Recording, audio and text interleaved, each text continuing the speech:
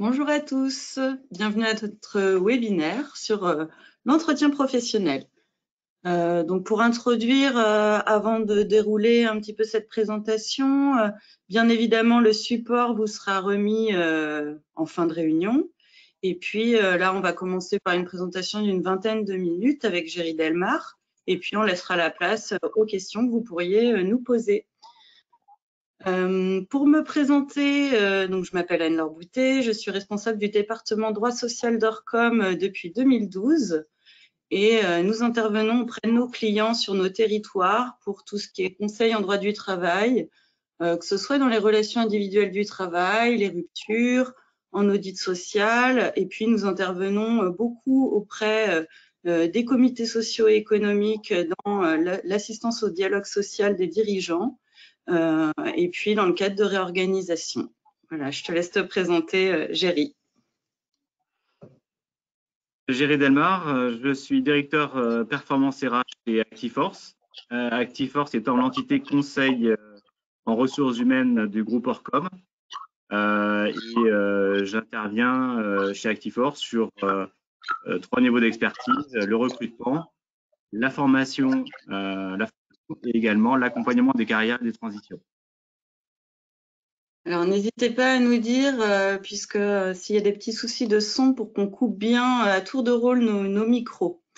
Donc, je vais introduire, déjà vous rappeler quelques éléments de contexte sur l'entretien professionnel, qui a été introduit par une loi du 5 mars 2014, qui a donc mis en place cet entretien qui est consacré à l'examen des perspectives d'évolution des salariés. Donc cet entretien, il doit être réalisé tous les 2 ans, quel que soit l'effectif de l'entreprise, et ça c'est important. Donc dès qu'on a un salarié, on doit réaliser cet entretien tous les 2 ans. Il doit faire l'objet d'un compte-rendu écrit et il doit faire l'objet d'un bilan tous les 6 ans. En fait, ce bilan, puisque cet entretien a été mis en place le 5 mars 2014, devait être à l'origine prévu avant le 7 mars 2020. Vu le contexte que vous connaissez, un report a été prévu par ordonnance le 1er avril 2020 pour reporter la date butoir du bilan au 31 décembre 2020. Et donc, c'est à partir du 1er janvier 2021 que des sanctions pourront être mises en œuvre. On y retournera un petit peu plus tard. Simplement pour vous préciser que à peine finalement l'entrée en vigueur de cette loi, ces entretiens devaient faire l'objet d'un bilan au bout de 6 ans, mais il y a quand même déjà eu une modification dès 2018 avec un premier aménagement du contenu de l'entretien qui a été étoffé, ce que va vous présenter Géry. Donc voilà, on avait à peine déjà 4 ans d'application qu'on avait déjà un aménagement de la mesure. Par la suite, il y a eu une ordonnance le 21 août 2019 qui, pour la petite histoire, a été surnommée ordonnance coquille, qui a prévu encore des aménagements et des périodes transitoires. Voilà, c'est pour l'introduction. On reviendra un petit peu plus tard dans le détail de ces différents aménagements successifs. Géry, je te laisse la main pour présenter le contenu de l'entretien, le CPF, la VAE, etc. Oui, donc merci Anne-Laure, comme l'a précisé Anne-Laure, beaucoup d'ajustements successifs ces dernières années, et puis on va même parler de ces derniers mois. Donc on est dans un environnement très mouvant sur ces sujets. Et donc en ce qui concerne la loi pour la liberté de choisir son avenir professionnel du 5 septembre 2018, elle précise donc le contenu et l'objectif de cet entretien. L'objectif de l'entretien, c'est véritablement de centrer celui-ci sur le projet professionnel du salarié, de faire le point avec lui sur ses besoins en formation. C'est les besoins en formation d'une part du salarié, mais ça peut aussi venir en complément de besoins en formation de l'entreprise. Il est important lors de cet entretien, du fait de ces ajustements successifs et de ces changements législatifs, de pouvoir informer au mieux son salarié, puisque les salariés, on constate aujourd'hui qu'ils sont souvent, soit ils n'ont pas l'information, soit ils sont un peu en carence de mise à jour de ces informations-là. Et pourtant, aujourd'hui, ils sont autonomisés, ils sont en pleine autonomie quant à leur rôle en tant qu'acteurs de leur carrière professionnelle et en tant qu'acteurs aussi dans leur formation professionnelle tout au long de leur vie professionnelle. Et ils doivent effectivement faire face à de nombreux acronymes qu'on a affichés sur le slide. Donc, vous devez les informer, l'employeur tout du moins doit les informer sur son CPF, donc le compte personnel de formation, donc qui est quand même quelque chose d'assez nouveau et vraiment, c'est important de rappeler qu'il faut vraiment préciser ces éléments-là aux salariés pour qu'ils puissent aller d'une part consulter le crédit qu'il a en euros sur son fameux compte personnel de formation et également, comme l'actualité le précise avant la fin de l'année, transformer son DIF en euros avant le 31 décembre de cette année. Après, on a aussi le CEP, donc qui est aussi quelque chose de nouveau avec le conseil en évolution professionnelle, donc qui va permettre aux salariés gratuitement de pouvoir bénéficier d'un premier diagnostic sur un projet qu'il aurait de reconversion ou de formation d'ajustement. Et ensuite, on retrouve la VAE, donc qui est plutôt classique, mais c'est également important de préciser cette modalité de formation aux salariés pour pouvoir valider donc l'expérience acquise. Et puis enfin, nous avons deux autres éléments, le bilan de compétences, d'une part, qui est reconnu comme étant une formation et donc qui peut être aussi sollicité à certains moments du parcours lors de cet entretien. Et puis enfin, nous avons l'ancien CIF, qui est aujourd'hui appelé CPF de transition ou parcours de transition professionnelle, PTP, qui permet aux salariés d'envisager une reconversion via une certification et l'obtention d'un diplôme lors d'une formation longue. Donc ce sont des éléments qu'il faut transmettre aux salariés. En tout cas, il faut l'informer sur ces sujets-là.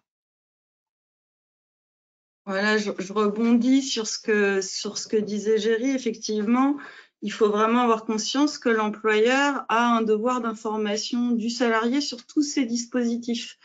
Et notamment, comme vous le savez, le DIF a été remplacé par le CPF et il y avait une information obligatoire qui devait être faite au 31 décembre 2014. Certaines entreprises peut-être n'ont pas fait cette information puisqu'il n'y avait pas de sanction en tant que telle. Néanmoins, là, le DIF va vraiment disparaître s'il n'est pas inscrit sur le compte de formation avant le 31 décembre 2020. Et on pourrait imaginer qu'un salarié qui se sentirait lésé puisqu'il a perdu des heures et une conversion en euros puisse finalement se retourner vers son employeur de l'époque pour lui demander une indemnisation. Voilà, donc il est vraiment important de s'assurer que cette information est faite. Ensuite, donc pour vous repréciser les objectifs de cet entretien, donc c'est, comme le disait Géry, de vraiment permettre aux salariés de participer activement à son évolution professionnelle. Donc c'est un moment d'échange qui est important entre l'employeur ou le management direct et le salarié et qui doit vraiment être distinct des entretiens annuels d'évaluation ou de l'entretien de suivi de forfait jour pour les salariés qui sont en forfait jour. Donc, il faut vraiment avoir des supports distincts.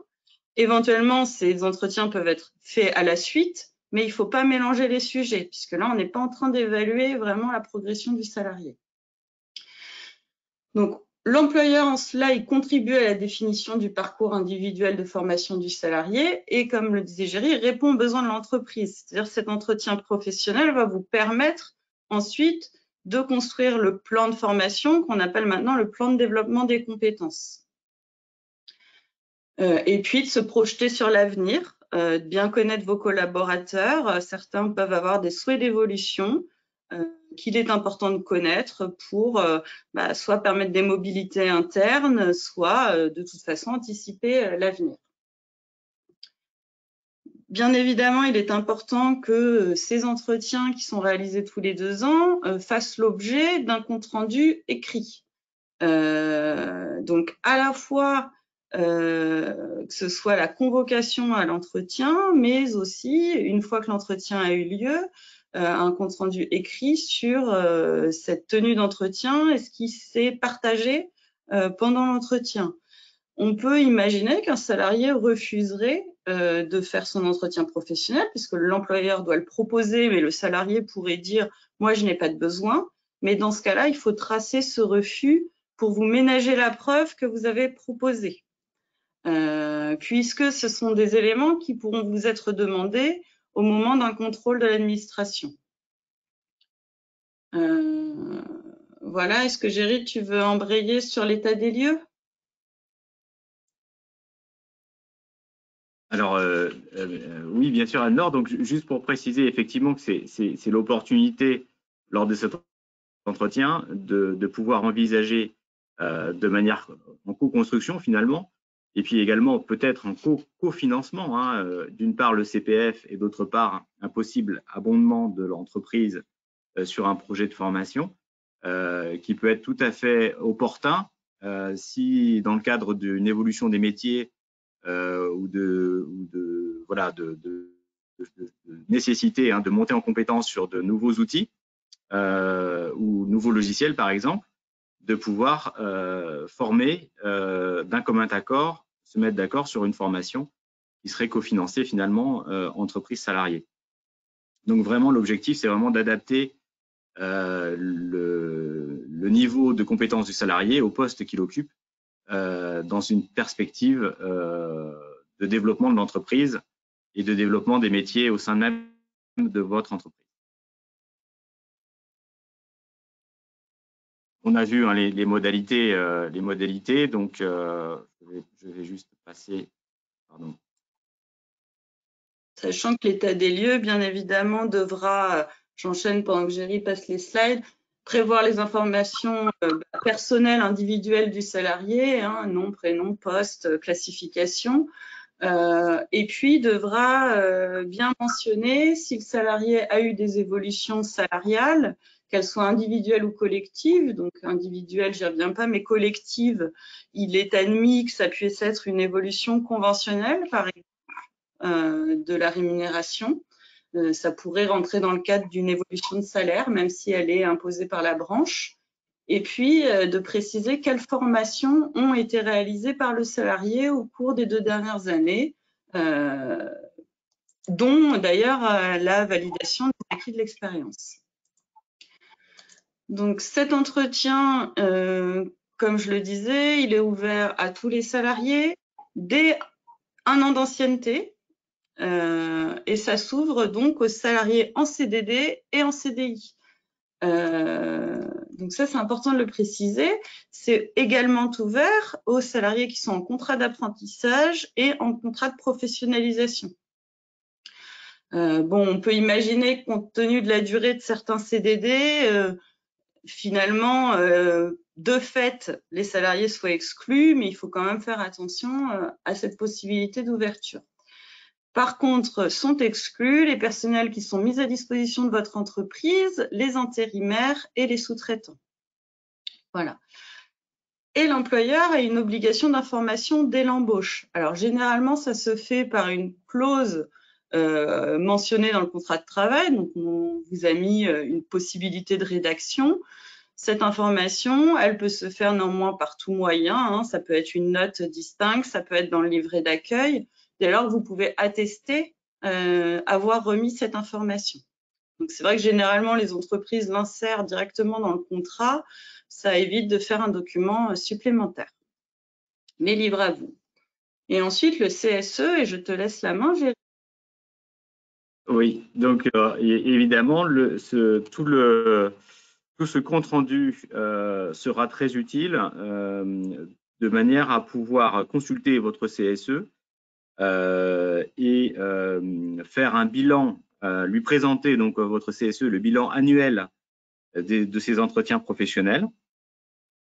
Et sur la base de ce bilan des entretiens annuels, des entretiens professionnels, vous pourrez, avec le CSE, présenter le plan de développement des compétences prévu par l'entreprise pour l'année à venir, en fonction, effectivement, des besoins identifiés lors de ces entretiens.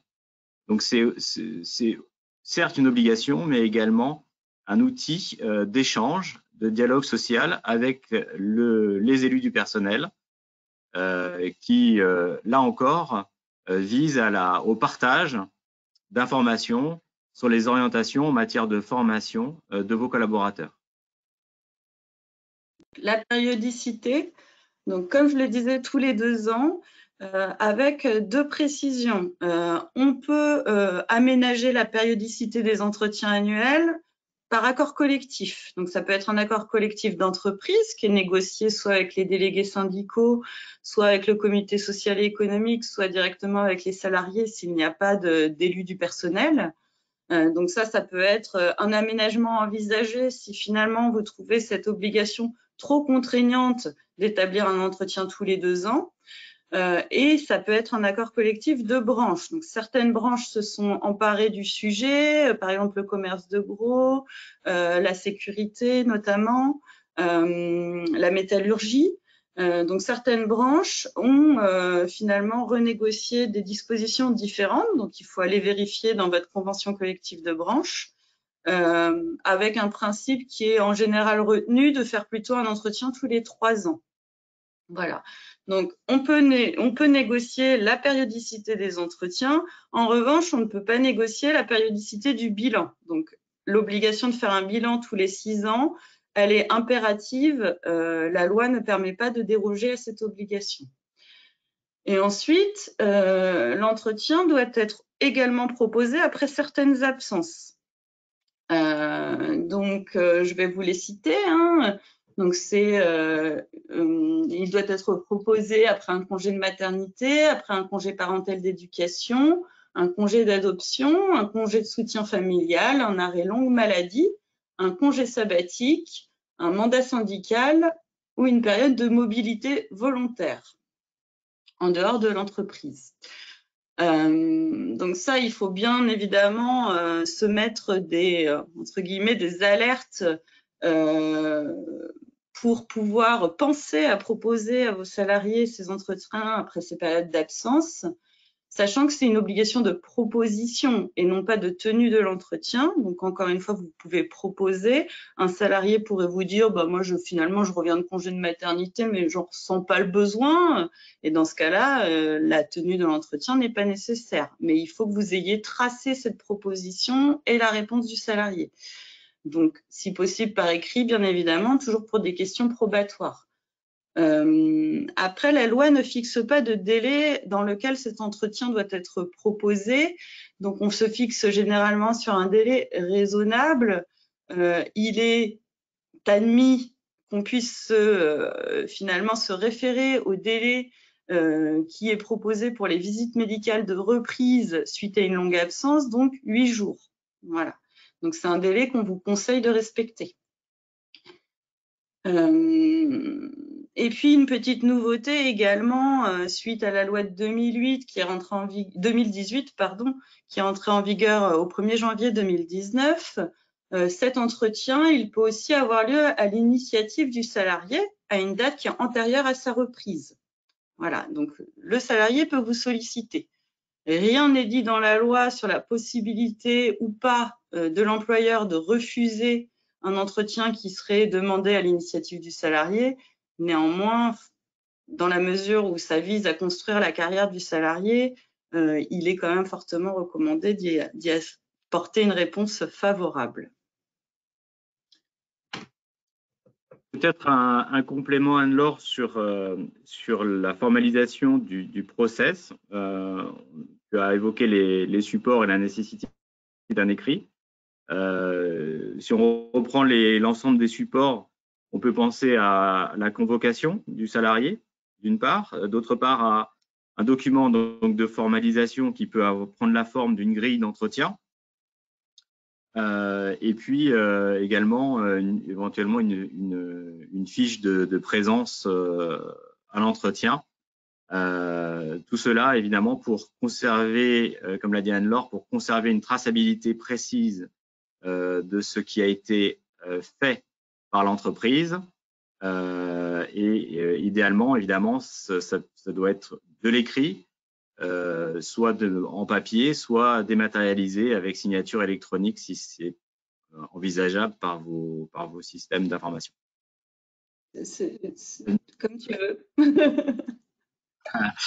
Donc, je vais prendre la main là-dessus. Donc, sur le bilan à 6 ans, donc, la loi prévoit que l'état des lieux récapitulatif du parcours professionnel du salarié doit être mis en œuvre avant le 31/12/2020. Donc ça, c'est important d'avoir cette date en ligne de mire, sachant que ça arrive à grands pas, ou à la date anniversaire d'embauche. Donc ça nécessite que vous puissiez faire une extraction dans vos fichiers du personnel ou dans votre SIRH des dates d'embauche de vos collaborateurs.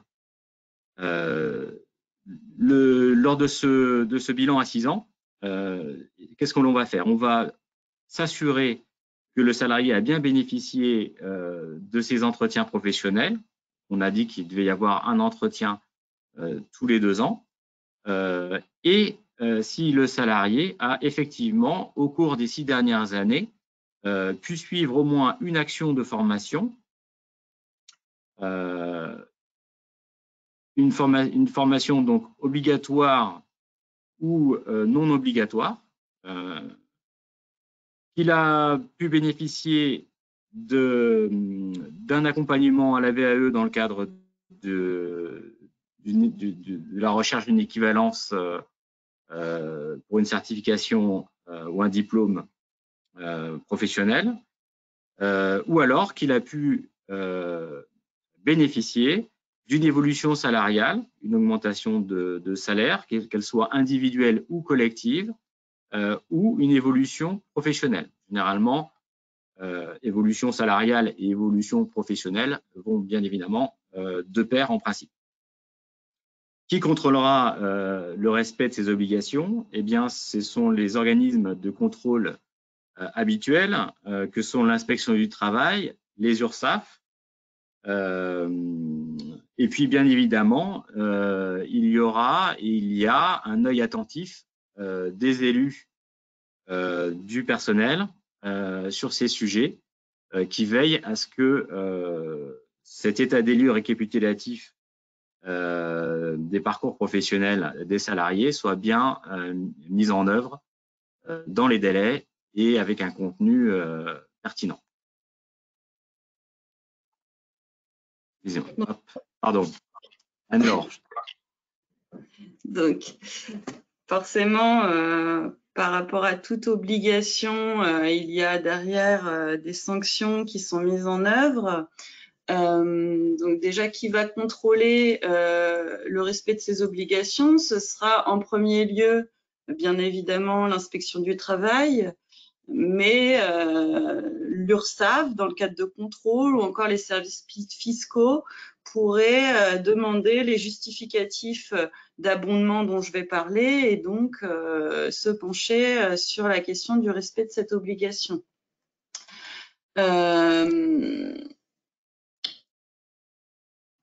Déjà, alors effectivement, comme je le précisais, cette obligation, elle s'applique à tous, quelle que soit la taille de la structure. Néanmoins, il y a une sanction qui est différente pour les entreprises de plus de 50 salariés. Donc, pour ces entreprises, il y a une pénalité financière qui est applicable pour chaque salarié qui n'aura pas bénéficié d'un entretien de professionnel tous les 2 ans, d'un entretien de bilan et au minimum d'une action de formation autre qu'une formation obligatoire. Donc cet abondement, dans ce cas, il peut aller jusqu'à 3 000 € d'abondement du CPF du salarié, que ce soit pour un salarié à temps partiel ou un salarié à temps complet. il est prévu que normalement, ce sont aux entreprises de verser volontairement cet abondement auprès de la Caisse des dépôts et de consignation. Donc, a priori, à ce jour, il n'y a pas d'appel automatique de la part des services de l'URSSAF via DSN ou autres moyens. Donc, c'est vraiment à l'employeur d'effectuer cette démarche. Et s'il n'effectue pas cette démarche et qu'il a un contrôle, de pouvoir attester de tout ce qu'on vous a présenté plus avant, c'est-à-dire la tenue des entretiens avec les éléments de preuve qui vont avec. Après, il y a des risques juridiques pour toutes les entreprises, puisque même pour celles qui comptent moins de 50 salariés, étant donné que l'employeur a une obligation de formation, le salarié peut finalement lui indiquer qu'il n'a pas respecté cette obligation et demander des dommages et intérêts. Il y a vraiment une jurisprudence constante et fournie sur le sujet, avec des employeurs qui sont lourdement condamnés, notamment puisqu'ils n'ont pas formé leurs salariés.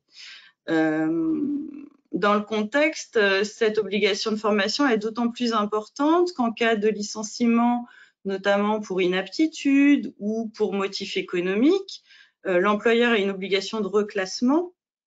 Et en fait, le salarié qui ne serait pas reclassé à défaut de poste disponible pourrait reprocher à son entreprise de ne pas une perte de chance finalement par rapport à un reclassement possible, puisque l'entreprise ne lui a pas permis d'évoluer. Et donc, il pourrait y avoir une condamnation à des dommages d'intérêt qui peuvent être conséquents en fonction du préjudice qui est subi par le salarié. Pour compléter également en tant que risque juridique, le risque que le salarié fasse état qu'il a fait l'objet de discrimination par rapport à d'autres collaborateurs n'ayant pas bénéficié d'une formation ou de ces entretiens. Donc effectivement, là, le dommage et intérêt, le montant peut vite s'envoler en fonction notamment sur un motif de discrimination. Oui, Géry, tu as tout à fait raison de le préciser, d'autant que si une discrimination est reprochée, les barèmes mis en place, qu'on appelle les barèmes Prud'homo, les barèmes Macron, ne sont pas applicables. Donc effectivement, les dommages et intérêts peuvent, dans ce cas-là, s'envoler. Et puis, on a vu des reconnaissances en dehors de rupture de contrat de travail, même pendant la relation de travail, venir tendre les relations.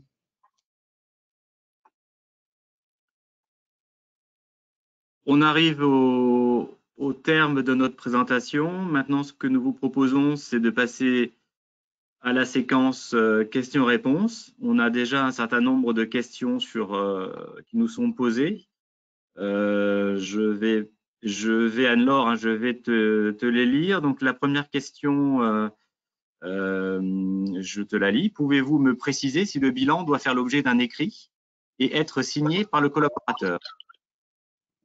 Alors, effectivement, ce bilan, à 6 ans, il doit faire l'objet d'un écrit qui doit récapituler les 3 entretiens des dernières années et bien préciser si le salarié a fait l'objet d'une formation obligatoire ou non obligatoire, d'une augmentation de salaire ou d'une évolution professionnelle ou acquis une certification. Donc cet écrit, il est nécessaire. Il doit être signé du salarié, encore une fois, pour des questions de preuve, ou si vous le faites sous forme dématérialisée, il faut pouvoir tracer la date de tenue de ces bilans par un outil fiable. Autre question là, qui concerne le timing, en tout cas le calendrier. Je vais lire la question. Le premier entretien doit donc avoir lieu 1 an après l'embauche? Alors, c'est tous les 2 ans? C'est tous les 2 ans. Donc, en fait, l'obligation est née à partir de 1 an d'ancienneté, effectivement. En revanche, le premier entretien peut avoir lieu au plus tard 2 ans après l'embauche.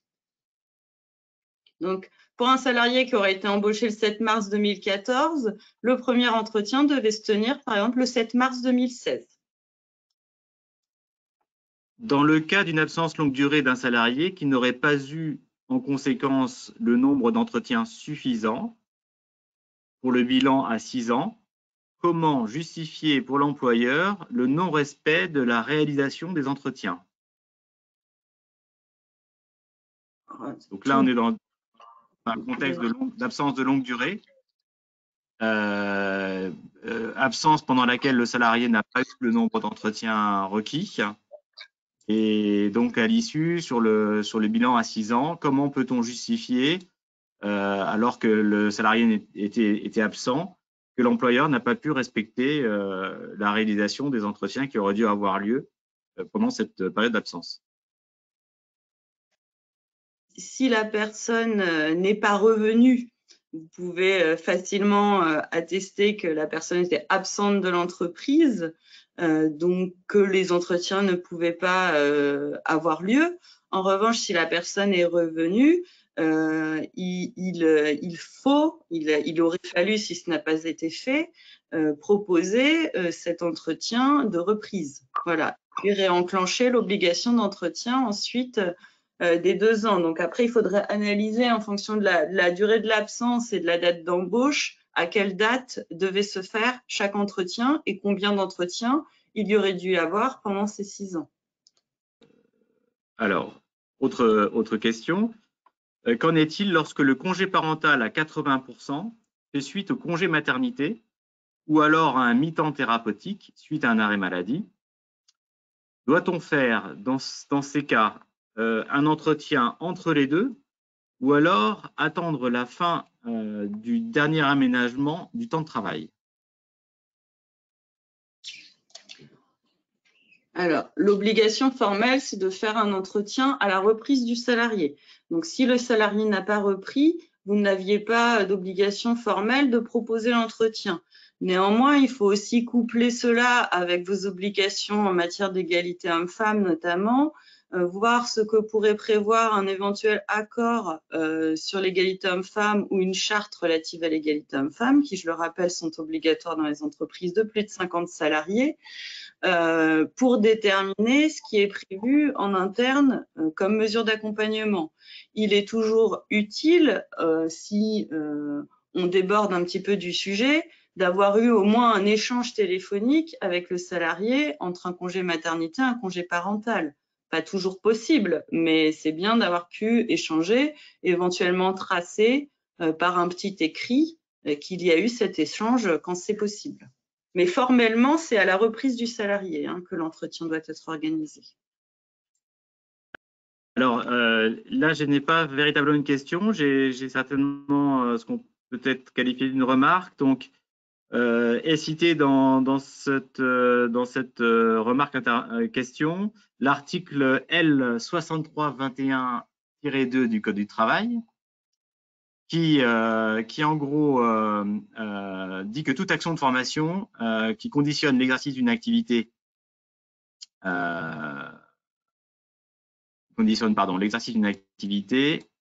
excusez-moi, ou d'une fonction en application d'une convention internationale ou disposition légale réglementaire. Seules les actions rendues obligatoires par un texte de référence, telles que décrites dans l'article, sont donc concernées. Les autres actions de plan de développement de compétences qui sont imposées par l'employeur et à son initiative ne sont pas concernées. Alors là, on est entre, je pense que c'est la distinction entre formation obligatoire et formation non obligatoire. Anne-Laure, est-ce que tu peux apporter des précisions sur la distinction entre les deux? Alors, ça a beaucoup coupé, donc je n'ai pas très bien compris la remarque.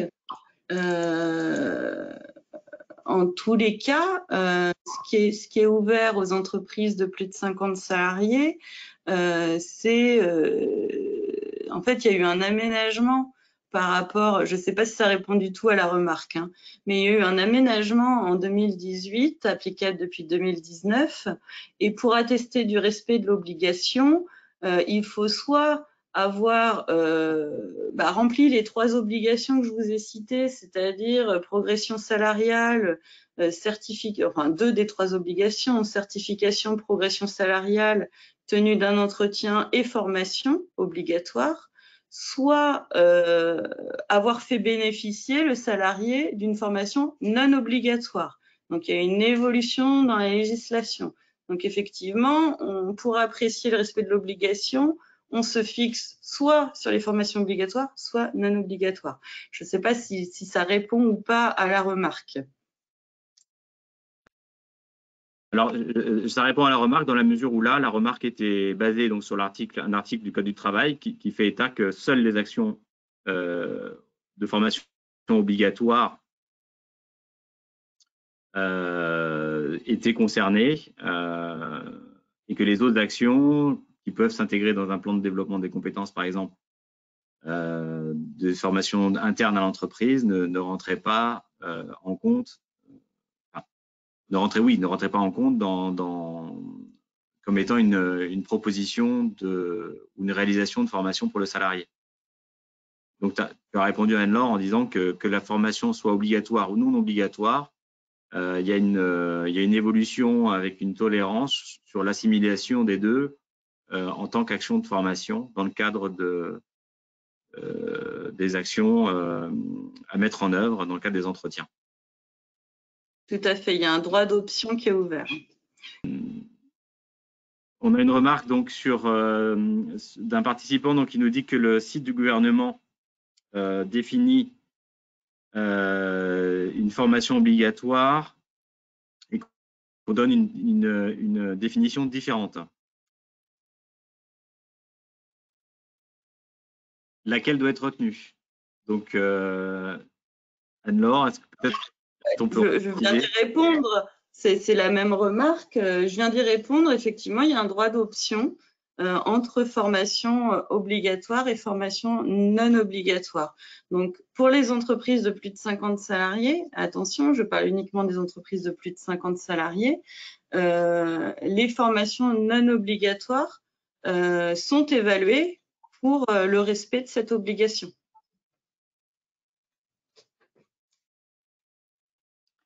Merci Anne-Laure. Donc, je pense qu'on a répondu à date, en tout cas en fonction des questions. Alors, peut-être qu'il y a peut-être une autre question. Ah oui, les questions continuent, Anne-Laure. Donc, merci à vous de nous poser ces questions-là. Donc là, la question est la suivante. Un salarié embauché avant 2014 et qui a eu plusieurs périodes d'absence, qui a eu un seul entretien, comment fait-on pour faire le bilan des 6 ans avant le 31/12/2020, qui n'a pas eu son deuxième entretien? Est-ce qu'il y a donc une possibilité de rattrapage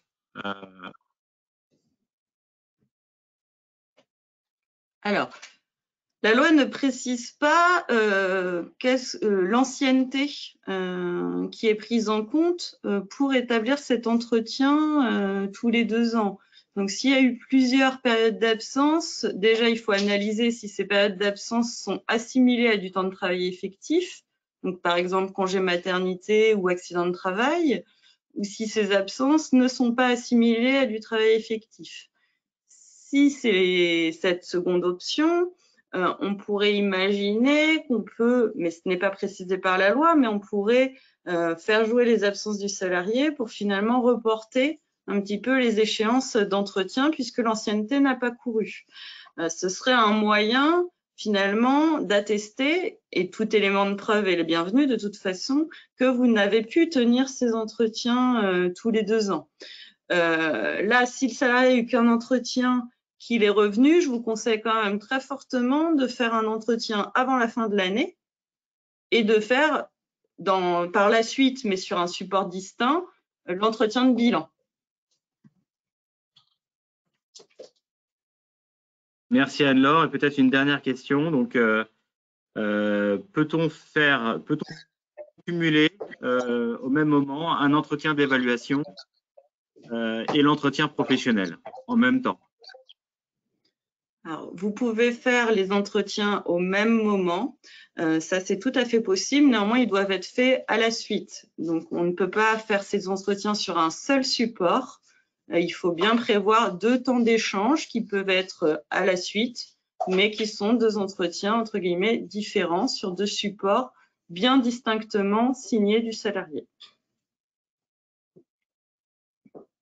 Et une toute dernière question, alors, c'est la dernière. Ce sera la dernière, et puis après, de toute façon, ne vous inquiétez pas, on vous envoie le support par mail, et si jamais il y a une question, ne vous inquiétez pas, vous pourrez nous recontacter. Alors, voici la dernière question. Comment définir le montant de l'abondement? Pouvez-vous expliquer la mention jusqu'à 3 000 €?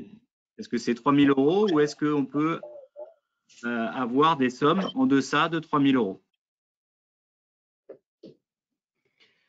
€? Moi, j'ai lu, alors là, j'avoue que c'est sur le support que c'est peut-être un peu mal formulé. Moi, j'ai lu que l'abondement, c'était 3 000 €. Je ne crois pas qu'il y ait de possibilité de le moduler. Par exemple, si on a fait un entretien sur 3 ou qu'on n'a pas fait l'entretien de bilan. Je ne sais pas si Géry, toi, tu as un complément d'information sur ce sujet. Alors, je vais dire, j'abonde dans ton sens, dans ce que tu viens de dire. Il me semble effectivement, alors peut-être on a fait une erreur sur le support, mais c'est bien 3 000 €. En fait, ce qui s'est passé, je pense expliquer pourquoi il y a jusqu'à 3 000 € sur le support, c'est qu'avant, l'abondement était différent pour les salariés à temps plein et à temps partiel. Les salariés à temps partiel avaient un abondement plus favorable. Désormais, depuis 2019, on est revenu à 3 000 € par salarié, sans distinction temps plein, temps partiel. Merci Anne-Laure. On va conclure ce webinaire. On vous remercie toutes et tous pour votre participation active avec toutes ces questions et votre fidélité au webinaire d'Orcom et d'Actiforce. À très bientôt pour de nouvelles thématiques. À bientôt. Bonne journée à tous.